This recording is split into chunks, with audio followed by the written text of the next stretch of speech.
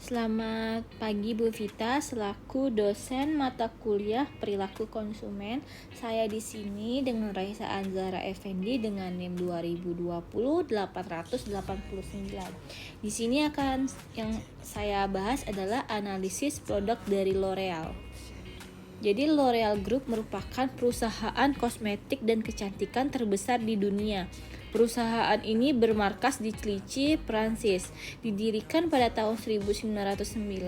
Perusahaan ini menghasilkan berbagai macam produk kosmetik dan mempekerjakan sebanyak 68.900 pekerja. L'Oreal percaya bahwa dalam memenuhi kebutuhan kecantikan masyarakat, perusahaan ini berkontribusi dalam hal kesejahteraan dan kepercayaan diri.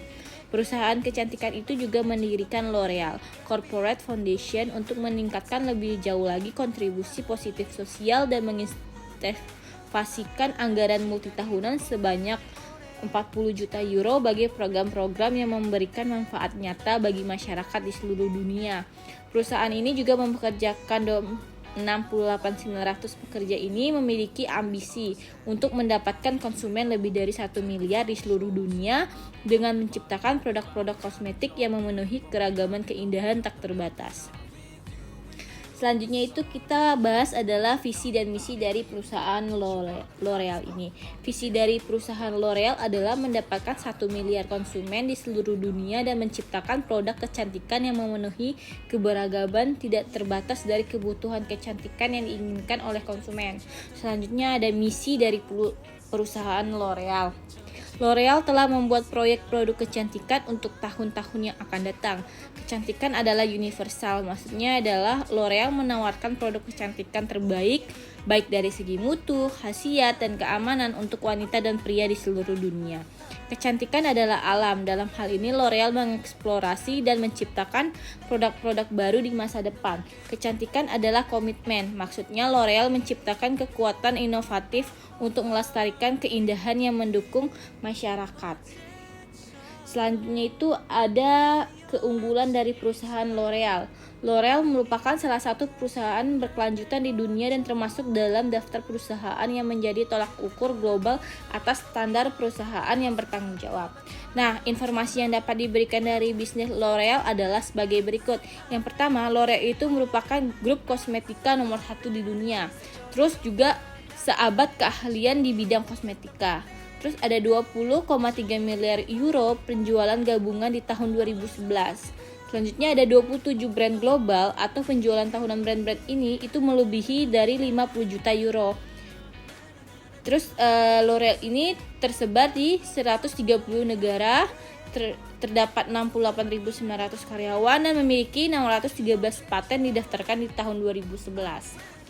Selanjutnya itu ada strategi pemasarannya itu. L'Oreal Group dikenal untuk inovasi mereka yang terus-menerus untuk meningkatkan kualitas produk dan layanan yang mereka tawarkan kepada konsumen mereka. Bagian dari rencana strategis mereka adalah untuk memenuhi kepentingan pelanggan mereka, dengan kata lain, kepuasan pelanggan melalui memberikan berbagai macam produk. Konsumen memiliki gambar seluruh produk dan jasa yang mereka dapat memilih dan yang paling melayani preferensi mereka. Kisaran harga L'Oreal ini melayani tuntutan perempuan, dari yang lebih mudah untuk penuaan, dari makmur bagi mereka dengan anggaran yang lebih rendah untuk produk kosmetik. Melalui penelitian konstan dan semangat untuk inovasi, L'Oreal Group ini terbaik melayani tuntunan perempuan budaya yang berbeda. Perusahaan juga melihat itu bahwa mereka tahu tren terbaru atau lebih baik lagi menciptakan tren di pasar untuk menarik lebih banyak konsumen. Next itu ada analisa SWOT dari perusahaan L'Oreal ini. Yang pertama ada kekuatan atau strength. Jadi keberhasilan berlangsung dari L'Oreal Group tanpa kalau bukan karena kecerdikan konsep visi mereka sebagai sebuah tim. L'Oreal Chairman dan CEO Lindsay Owen Jones menganggap gairah sebagai kunci keberhasilan, baik terkenal dari kata perusahaan. Kekuatan utama dari perusahaan adalah melanjutkan penelitian dan inovasi dalam keindahan yang menjamin bahwa kosmetik L'Oreal ini menawarkan yang terbaik untuk konsumen mereka. Dedikasi mereka untuk penelitian yang terus-menerus membuat mereka memimpin dalam industri kosmetik tumbuh meskipun persaingan di pasar. Kekuatan lain grup L'Oreal adalah kegiatan dikembangkan di bidang kosmetik serta dalam dermatologis dan pharmaceutical di bidang dalam rangka untuk menempatkan konsentrasi lebih dalam kegiatan-kegiatan khusus mereka. L'Oreal itu juga memastikan bahwa kualitas itu tersedia dengan jumlah maksimum konsumen. Divisi produk profesional menawarkan produk hair care spesifik untuk digunakan oleh penata rambut profesional dan produk yang dijual secara eksklusif melalui salon rambut. Terus ada departemen kosmetiknya itu menciptakan dari pasar produk untuk distribusi selektif melalui apotik dan kesehatan spesialis dan outlet kecantikan. Selanjutnya itu ada kelemahan atau weakness-nya perusahaan L'Oreal ini. Kelemahan perusahaan besar itu yang dihadapi adalah struktur organisasi yang terdesentralisasi. Hal ini juga merupakan bagian dari L'Oreal yang kesulitan yang dihadapi oleh perusahaan L'Oreal ini. Karena banyak subdivisi perusahaan, ada juga kesulitan dalam kontrol dari L'Oreal. Hal ini memperlambat produksi perseroan karena kebutuhan memberikan preferensi kepada anggota dewan lainnya dan direksi perusahaan. L'Oreal juga akan memiliki kesulitan dalam mencari tahu apa divisi bertanggung jawab untuk kemungkinan jebakan perusahaan. Kelemahan lain dari L'Oreal ini adalah laba mereka. Margin keuntungan L'Oreal adalah comparably rendah dibandingkan dengan saingan yang lebih kecil lainnya. Sementara proyek peningkatan L'Oreal tertentu dalam angka sebagai keuntungan mereka. Hasilnya biasanya tidak memenuhi harapan mereka.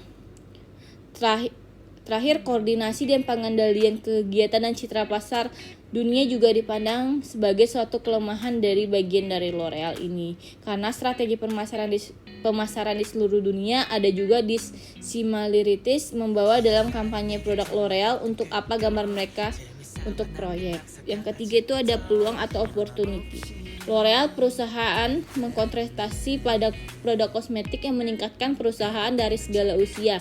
Meningkatnya permintaan untuk produk kecantikan L'Oreal memberikan kesempatan untuk fokus di bidang spesialisasi mereka, terutama pada tata rambut dan warna, perawatan kulit, kosmetika, dan minyak wangi. Sebagai merek kosmetik termuka, mereka memberikan tepi untuk terkenal nama mereka. Peluang juga berasal dari pertumbuhan pasar mereka berkisar dari kaya, umur, dan juga masa-masa negara maju. Kesempatan yang lain L'Oreal harus ambil yaitu keuntungan dari pasar mereka adalah lebih besar pangsa karena berbagai paten yang dicatat oleh perusahaan. Hal ini memungkinkan mereka untuk memiliki atas garis produk hanya untuk nama mereka, dan karena itu akan menyebabkan pelanggan hanya kepada mereka karena mereka tidak bisa menemukan salah satu kosmetik di merek lain. Selanjutnya itu ada ancaman atau threat. Sebuah ancaman bagi L'Oreal yaitu meningkatnya kompetisi dalam bidang merek kosmetik. Karena penambahan berkesinambungan untuk bidang kosmetik, masih ada bahaya bahwa merek lain bisa melampaui keuntungan dari L'Oreal. Ancaman lain kepada perusahaan adalah penurunan ekonomi yang cukup jelas di negara-negara lain, hingga menyakiti kemungkinan laba yang lebih tinggi bagi perusahaan. Terus sebagian besar produk dari L'Oreal berada dalam jangkauan warga negara maju, tetapi L'Oreal mungkin memiliki masalah menjangkau bahkan kepada orang-orang rata-rata dari negara-negara yang terkebelakang. Juga ancaman dari PT L'Oreal ini adalah kebiasaan pengeluaran konsumen dan krisis ekonomi yang sebagian besar negara mengalami sebagai yang hadir.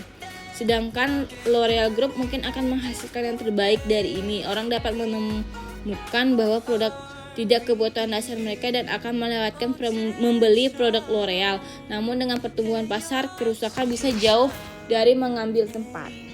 Next, itu ada analisis STP dari perusahaan L'Oreal. Yang pertama itu segmentingnya.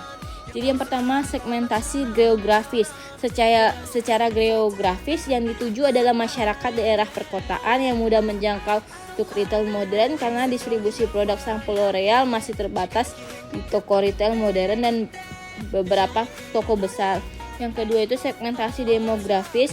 Sampul L'Oreal itu ditunjukkan untuk segmen usia 18-45 tahun yang merupakan wanita yang aktif, yang mandiri, serta peduli akan gaya hidup.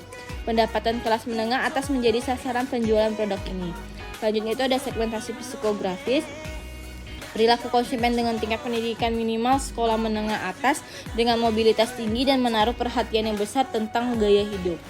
Selanjutnya itu ada targeting. Target market yang dituju adalah status sosial ekonomi menengah atas dan masyarakat perkotaan karena tingginya nilai brand L'Oreal itu sendiri hingga mempermudah penetrasi pasar, sehingga kehadiran shampoo L'Oreal juga mudah diapresiasi dengan baik apalagi memang berkualitas. Selanjutnya ada positioning. Posisi yang diharapkan adalah bisa eksis dan bertahan dalam persaingan pasar yang ketat terhadap banyaknya merek menengah atas yang juga mengeluarkan varian-varian kosmetik, shampoo, dan produk yang dikeluarkan L'Oreal dengan keunggulannya masing-masing.